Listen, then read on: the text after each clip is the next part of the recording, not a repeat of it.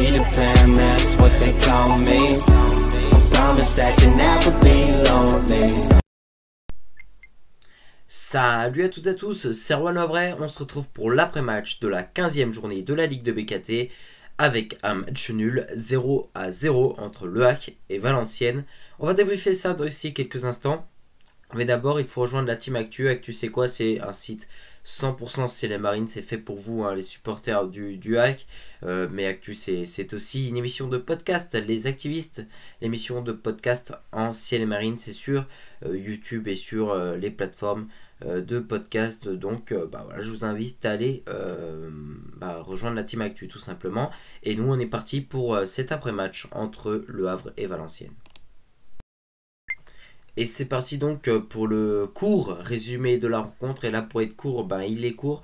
Donc voilà, avec ce match qui a débuté hier à 19h au stade Océane du Havre. Et honnêtement, il n'y a rien à dire sur le match, hein. Pas de grosses occasions.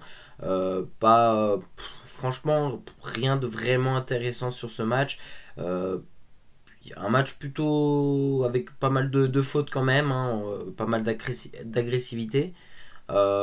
Sinon, j'ai pas grand chose à dire parce qu'il n'y a pas eu de grosses occasions, il n'y a pas eu de but, il n'y a pas eu de voilà, c'est un match en termes de contenu offensif, que ce soit pour le Hack ou pour VA, il s'est rien passé. Et c'est parti donc pour les autres résultats de la 15e journée de la Ligue de BKT avec la victoire d'Auxerre 80 contre Pau FC, la défaite surprenante du FC Sochaux-Montbéliard sur ses terres 1-0 contre le Nîmes Olympique, là aussi un 0-0 entre Amiens et le Stade Malherbe de Caen. L'ACA remporte leur match dans le temps additionnel, 1-0 face à Dijon.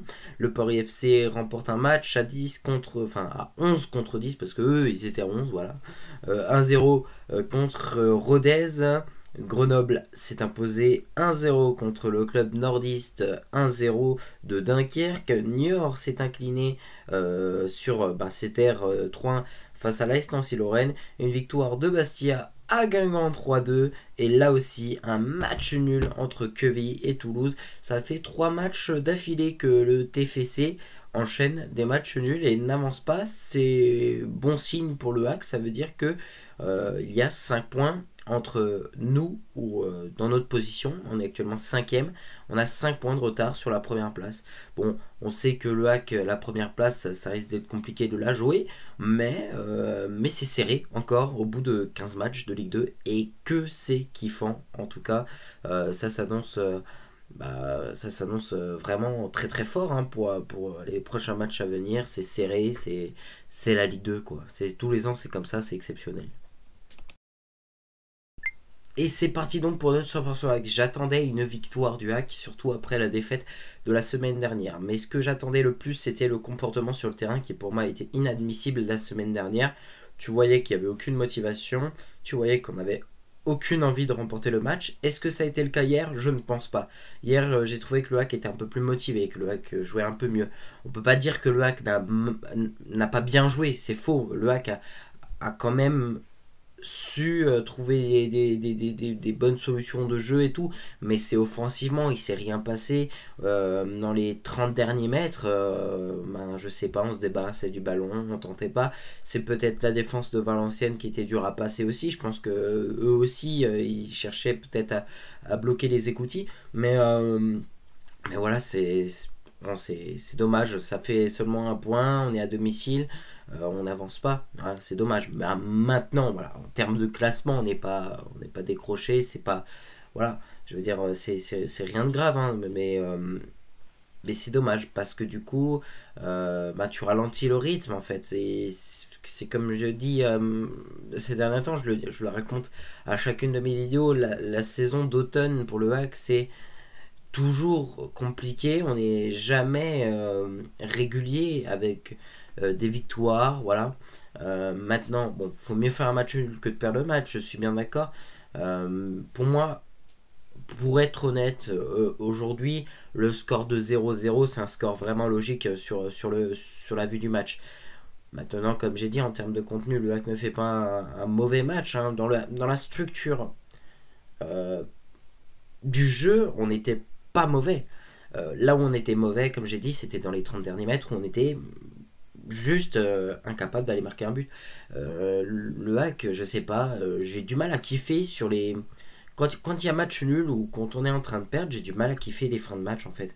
C'est parce que en fait, je me souviens encore, il n'y a pas si longtemps, à 10 minutes de la fin, le hack était capable d'égaliser, le hack était capable même de remporter un match. Il y avait... Tu sentais qu'on pouvait y aller. Même à la 90e, tu pouvais en claquer une. Moi, honnêtement, à 5-10 minutes de la fin du match, je me disais que c'était théoriquement possible, mais j'étais pas. Ouais, je pensais que ça allait se finir clairement comme ça, hein, en vue de comment ça jouait, etc. etc. Bon, on verra comment ça se fait pour le prochain match. Alors, pour le prochain match, ce sera de la Coupe de France. Donc voilà, on verra bien comment le HAC agit face à une équipe encore moins forte, hein, une équipe de statut amateur. Mais en tout cas, voilà, j'attends énormément pour les 4 derniers matchs de cette phase aller. C'est-à-dire, alors je ne saurais pas les dire dans l'ordre là dans ma tête, mais on aura Auxerre, on aura Ajaccio, il y aura, il me semble, Grenoble et Amiens pour compléter déjà cette phase aller. Et puis là, on dressera déjà un bilan sur la mi-saison des Célés Marines, qui dans tous les cas sera bien meilleure que celle de la saison dernière, ça c'est sûr. Et voilà, c'est tout pour cette vidéo. Merci à toutes et à tous de l'avoir suivi. Effectivement, j'ai dit que le HAC allait jouer en Coupe de France la semaine prochaine. Et c'est le cas, un déplacement à Vierzon pour le 7ème tour de la Coupe de France. On se retrouvera évidemment pour une vidéo avant et après match, ça change pas. La vidéo avant match sera le samedi et l'après match le dimanche, c'est habituel. Et puis voilà, d'ici là, prenez bien soin de vous, rendez-vous sur Actu. Et puis moi je vous dis, je vous dis à la semaine prochaine, hein. Bisous les amis.